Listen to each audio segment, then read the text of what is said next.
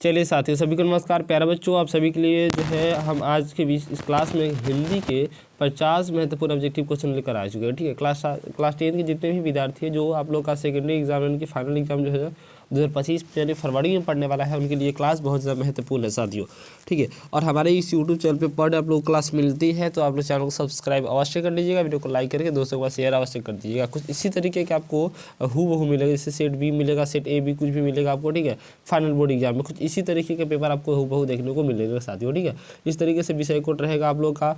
ये आपका विषय कोड रहता है, 100 नंबर का एग्जाम होगा आपका, 3 घंटा समय रहता है साथियों। ठीक है, और तो हम इस क्लास में जो है हिंदी में करेंगे, हिंदी का जो है ऑब्जेक्टिव क्वेश्चन को करेंगे साथियों, और फिर आप लोग को नेक्स्ट वीडियो में सब्जेक्टिव क्वेश्चन को करेंगे साथियों। तो चैनल पर नया है तो चैनल को सब्सक्राइब अवश्य कर लीजिएगा। चलिए स्टार्ट करते हैं। कुछ इसी तरीके के क्वेश्चन आपके फाइनल बोर्ड एग्जाम में भी देखने को मिलेंगे, और जितने भी हम क्वेश्चन कराएंगे सभी के सभी क्वेश्चन आपके बोर्ड एग्जाम के लिए 2025 के लिए साथियों, 2025 बोर्ड एग्जाम के लिए क्लास 10th वाले की बहुत ज़्यादा इंपॉर्टेंट होने वाला है।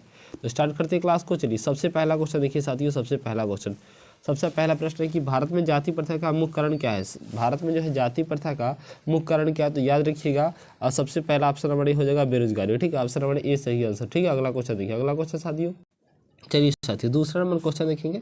साथियों दूसरा नंबर क्वेश्चन देखिए, वीडियो को 1 से 2 बार देखिएगा तो अब सभी के सभी प्रश्न आपको याद हो जाएंगे साथियों। ठीक है ना, देखिए प्रश्न आपका कि विश्व के दास शिक्षक पाठ के विधा कौन है, बताइए। निबंध है, कहानी है, या रेखा चित्र है, या डायरी है, बताएंगे सब लोग। विश्व के दास शिक्षक पाठ के विधा क्या है ये, तो याद रखिएगा ये जो है साथियों, ये कहानी है। क्या है साथियों, कहानी है। ठीक है, याद रहेगा।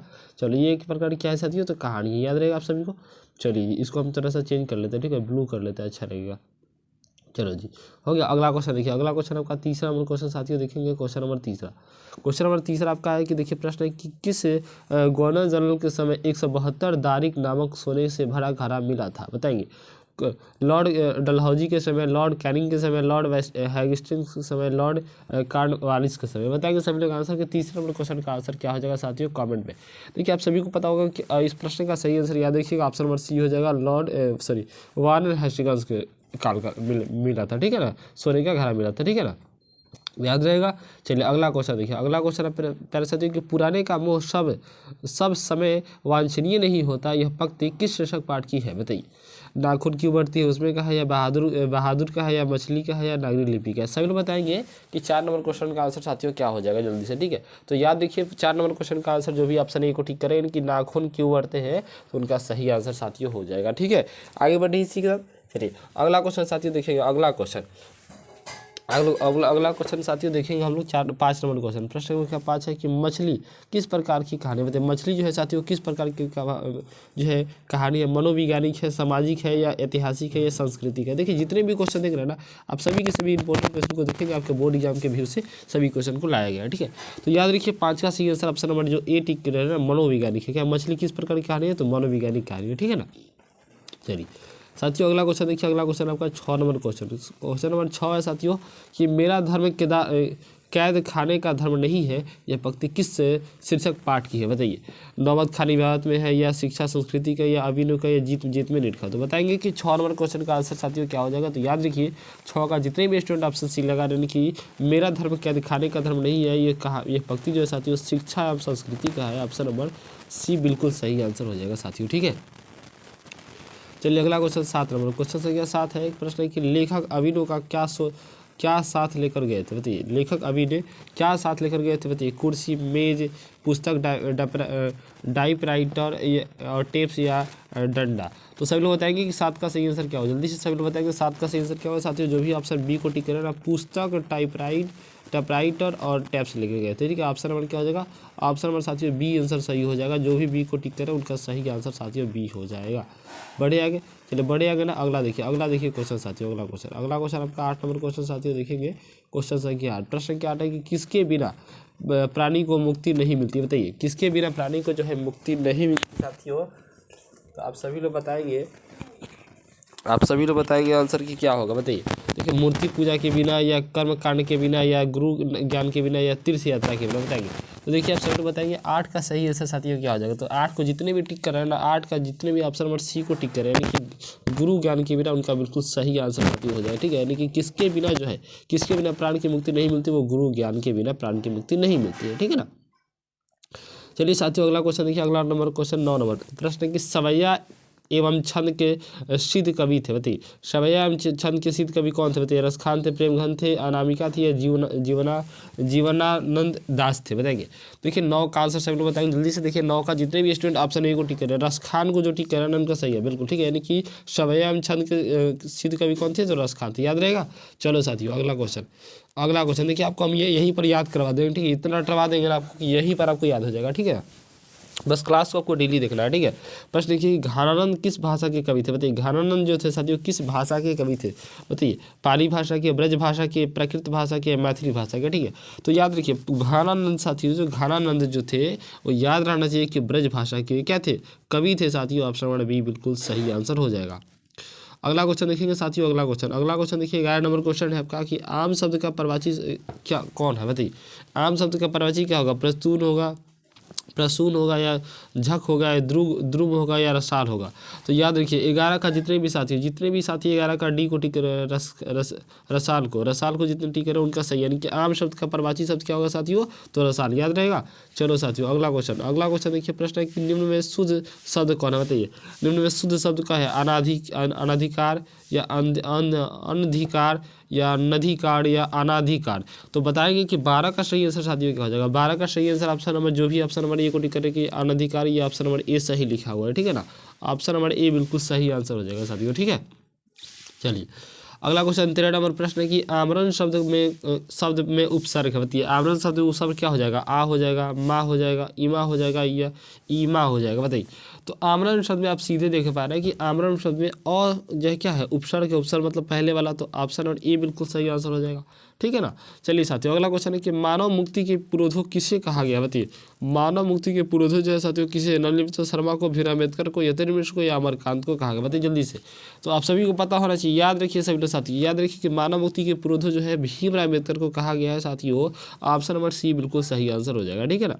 आपको हम यही पर अटवा के याद करवा देंगे, ठीक है ना। चलिए क्लास देखिए, क्लास को आपको ध्यान से देखना है। प्रश्न आपका 15 नंबर, मैं तो खोखा को इंजीनियर बनाने जा रहा हूँ, यह कथन किसका है, बताइए। शेर साहब का, मिस्टर सीन का, गिरधर लाल का, या मुखर्जी साहब का। तो सबको याद होगा, बताइए कि मैं तो खोखा को इंजीनियर बनाना चाहता हूँ, ये किसने कहा था, ये पंक्ति किसने कहा था, बताइए, बात किसने कहा था। तो आप सभी को याद होना चाहिए साथियों। इस प्रश्न का सही आंसर बिल्कुल आपका ऑप्शन नंबर ए हो जाएगा, सेन साहब ने कहा था, बिल्कुल ऑप्शन नंबर क्या हो जाएगा साथियों, ये हो जाएगा, ठीक है ना। चलिए अगला क्वेश्चन प्रश्न की हितोपदेश का जर्मन भाषा में अनुवाद किसने प्रकाशित करवाया, बताइए। हितोपदेश का जर्मन भाषा में अनुवाद जो है साथियों किसने प्रकाशित करवाया था, महात्मा गांधी, गुरु नानक, मैक्स मुलर, या अमरकांत ने। तो याद रखिएगा इस प्रश्न का सही आंसर साथियों ऑप्शन नंबर बिल्कुल बी जो टिक कर रहा है ना, मैक्स मुलर, उनका सही आंसर हो जाएगा साथियों, ठीक है। चलिए अगला क्वेश्चन देखिए, अगला क्वेश्चन आपका कि निर्वंश विद्या का संबंध किससे है, बताइए। खगोल विज्ञान से, वनस्पति विज्ञान से, मानव विज्ञान से, या भूगर्भ विज्ञान से। तो आप सभी लोग बताएंगे इस प्रश्न का सही आंसर। देखिए जितने भी साथी यानी कि निर्वंश विद्या का संबंध जो है मानव विज्ञान से है, इस बी को टिक कर ना, बी को जो टिक करे उनका सही आंसर यहाँ से, और 1 नंबर आपको मिल जाएगा, ठीक है ना साथियों। अगला क्वेश्चन देखिए, अगला क्वेश्चन है कि किस देश के लोग बड़े बड़े नख पसंद करते हैं, बताइए। अंग देश के, कैकय देश के, या गद्धार के, या गौर देश के। तो आप सभी लोग बताएंगे 18 का सही आंसर क्या होगा साथियों। 18 का सही आंसर देखिए, यानी किस देश के लोग बड़े बड़े नख पसंद करते हैं, तो याद रखिएगा वो गौर देश के लोग बड़ी बड़ी नख पसंद करते हैं। ऑप्शन नंबर बिल्कुल डी आंसर सही हो जाएगा साथियों। अगला क्वेश्चन है आपका कि सूर्य नामक पुस्तक किसकी रचना, बताइए। सूर्य नामक पुस्तक जो है साथियों वो किसकी रचना है, मैक्स मुलर की, गुणाकर मोल, बिरजू महाराज, महात्मा गांधी की। तो याद रखिए कि सूर्य नामक जो साथियों पुस्तक है वो रचना किनकी है, याद रहेगा। चलिए बता दें हम आपको ना, देखिए याद रखिएगा इस क्वेश्चन का सही आंसर साथियों बिल्कुल ऑप्शन नंबर जो भी ऑप्शन नंबर सी यानी कि गुणाकर मिलकर है उनका सही आंसर हो जाएगा साथियों, ठीक है ना, याद रहेगा ना। चलो जी अगला क्वेश्चन देखिए, अगला क्वेश्चन 20 नंबर क्वेश्चन साथियों देखिए कि नेवारी भाषाएं किस लिपि में लिखी जाती है, बताइए। देवनागरी, करोष्ठी, स्वरसेनी, या ब्राही। तो याद रखिए नेवारी भाषाएं वो आपको लिखी जाती है देवनागरी लिपि में, याद रहेगा देवनागरी लिपि में लिखी जाती है। ऑप्शन नंबर ए बिल्कुल सही आंसर साथियों हो जाएगा, ठीक है ना। चलिए अब आगे बढ़े, अगला क्वेश्चन देखिए 21 नंबर क्वेश्चन नंबर 21 है। प्रश्न है कि दुर्गद शब्द का संधि विच्छेद क्या होता है, दुर्जोर धन, दुर्जोर रगध, या दुर्जोर गद, या दुहा जोर गद। तो बताएंगे देखिए 21 का सही आंसर ऑप्शन नंबर क्या 21 का बिल्कुल आपका जो है डी हो जाएगा ना सर, डी हो जाएगा, यानी कि दुहा जोर गद। ऑप्शन नंबर क्या हो जाएगा डी बिल्कुल सही आंसर हो जाएगा। बहुत ज़्यादा इंपॉर्टेंट प्रश्न है ये साथियों, और याद रहेगा। चलिए अगला क्वेश्चन देखिए, प्रश्न की ये क्या है जी, अंका है ना, यहाँ पर देखेंगे ध्यान से इसको क्वेश्चन आपको थोड़ा सा। हाँ ठीक है, देखिए अगौ का उच्चारण स्थान क्या बताइए, अगौ बोलिए, अगौ का उच्चारण स्थान क्या है, उच्चारण स्थान क्या बताइए। तो अगौ बोल के देखिए कहाँ से आ रहा है, अगौ कंठ से आ रहा है तो ऑप्शन बढ़िए बिल्कुल सही हो जाएगा। इस तरीके के भी प्रश्न आपको देखने को मिलेगा, ठीक है ना, बिल्कुल ही बिल्कुल देखने को मिलेगा सर, ठीक है। आगे बढ़ते हैं, अगला क्वेश्चन देखिए। अगला क्वेश्चन आपका देखिए प्रश्न की लोहा शब्द क्या बताइए, स्त्रीलिंग है, पुल्लिंग है, उभयलिंग है, इनमें से कोई नहीं है। तो लोहा शब्द क्या आप सभी को बताना है। देखिए लोहा शब्द जो है ना साथियों, लोहा शब्द पुल्लिंग है, आपको याद रहेगा ना, लोहा शब्द क्या है साथियों, पुल्लिंग है, ठीक है।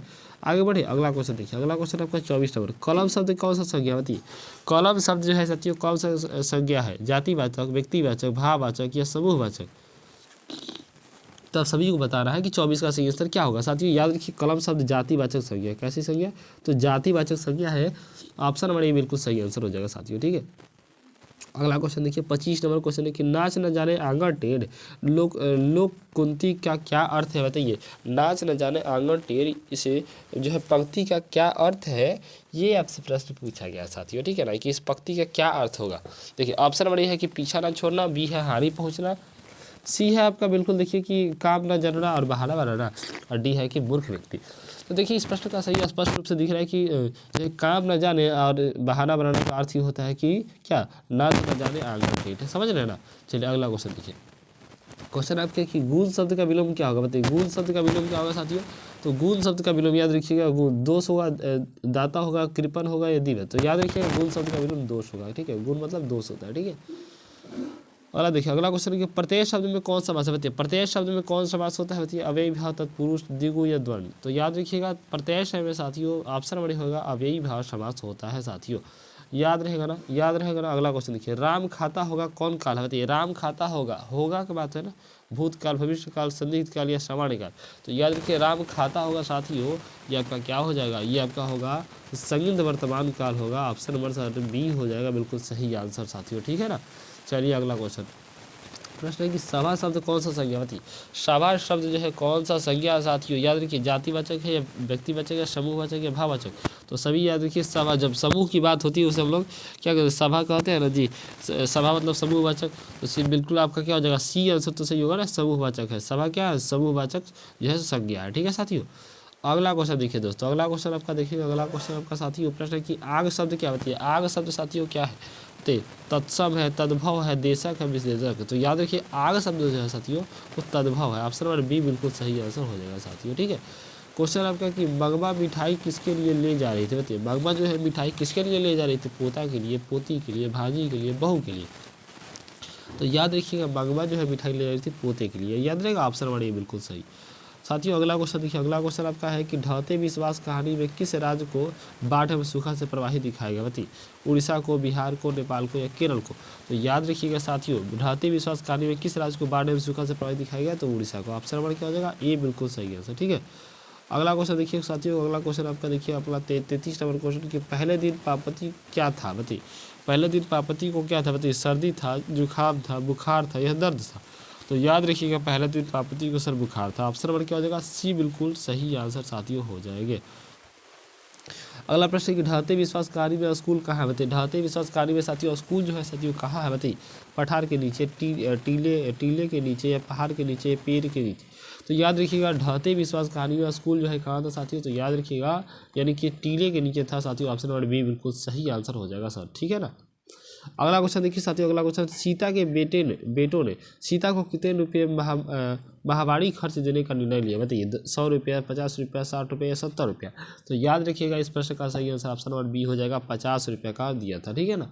अगला क्वेश्चन देखिए साथियों, इसका पीडीएफ कहाँ मिलेगा आपको हम वीडियो के एंड में बता देंगे, आपको क्लास के एंड में बता देंगे इसका पीडीएफ इसका जो है साथियों कहाँ पर आपको मिलेगा, ठीक है ना।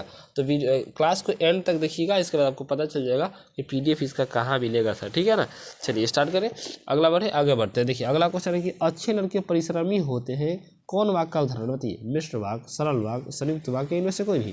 तो याद रखिएगा अच्छे बच्चे जो है परिश्रमी होते हैं, ये वाक्य जो है साथियों, ये वाक्य जो है साथियों यानी कि सरल वाक्य, ऑप्शन नंबर बी बिल्कुल सही आंसर हो जाएगा। अगला क्वेश्चन है कि संतु मछली लेकर क्यों भागा बताइए। कुएं में डालने के लिए, बेचने के लिए, पकाने के लिए, काटने के लिए। तो बताइए कि संतु जो है मछली को लेकर क्यों भागा था, तो याद रहेगा ना कुएं में डालने के लिए भागा था, ऑप्शन नंबर सर ए हो जाएगा बिल्कुल सही आंसर, ठीक है ना। अगला क्वेश्चन देखिए साथियों, अगला क्वेश्चन कि एक वृक्ष की हत्या किस कविता संग्रह से संकलित है।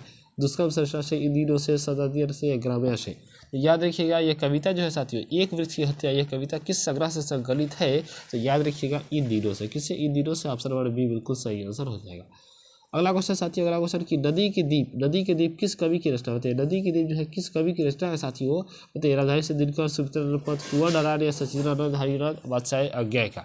तो याद रखिएगा 39 का सही आंसर ऑप्शन नंबर डी हो जाएगा, यानी कि अज्ञाय का सचिदानंद हरिनाथ वात्स्यायन। ऑप्शन नंबर क्या हो जाएगा? डी बिल्कुल सही आंसर। ठीक है साथियों, आपका अंतिम प्रश्न है। अंतिम प्रश्न देखेंगे 40 नंबर क्वेश्चन साथियों। 40 नंबर क्वेश्चन आपका कि सदियों की ठंडी बुझी राख सुगबुगा उठी, मीठी सोने का ताल पहने इलाठती किसे कविता की पंक्ति है? किस कविता की पंक्ति है? भारत माता, स्वदेशी, हिरोशिमा या जनतंत्र की जन्म। तो याद रखिएगा इस क्वेश्चन का सही आंसर ऑप्शन डी हो जाएगा, जनतंत्र का जन्म साथियों। ठीक है, अब हम बात कर लेते हैं साथियों, अब हम बात कर लेते हैं कि आपको पीडीएफ कहाँ से मिलेगा सर। ठीक है, आपको हम बात कर लेते हैं कि सर पीडीएफ कहाँ से मिलेगा आपको। ठीक है, तो याद रखिएगा पीडीएफ के लिए साथियों, पीडीएफ के लिए आपको जो है आपको हम डिस्क्रिप्शन बॉक्स में आपको लिंक दे दिए हैं। आपको डिस्क्रिप्शन बॉक्स में देखिए आप जाके कि वहाँ पर आपको लिंक दी है व्हाट्सएप ग्रुप का, व्हाट्सएप चैनल का, दोनों का। ठीक है ना, या आपको पर्सनल पीडीएफ चाहिए, मेरा वाला पीडीएफ पेड पीडीएफ चाहिए तो मात्र आपको हम जो है 49 रुपये में पीडीएफ आपको प्रोवाइड करा देते हैं। ठीक है, 49 रुपये आप प्रोवाइड करा देंगे। जो भी क्वेश्चन देंगे सभी के सभी क्वेश्चन इंपॉर्टेंट देंगे, लड़ने वाला क्वेश्चन देंगे। ठीक है साथियों, तो जाकर कमेंट कीजिए और ग्रुप में अवश्य जुड़ जाइएगा, फ्री वाले ग्रुप पे, वहाँ पर भी इस क्लास का पीडीएफ आपको प्रोवाइड कर दिया जाएगा। तो थैंक्स फॉर वॉचिंग, सभी को मिलते हैं अगले क्लास में। सभी को जय हिंद।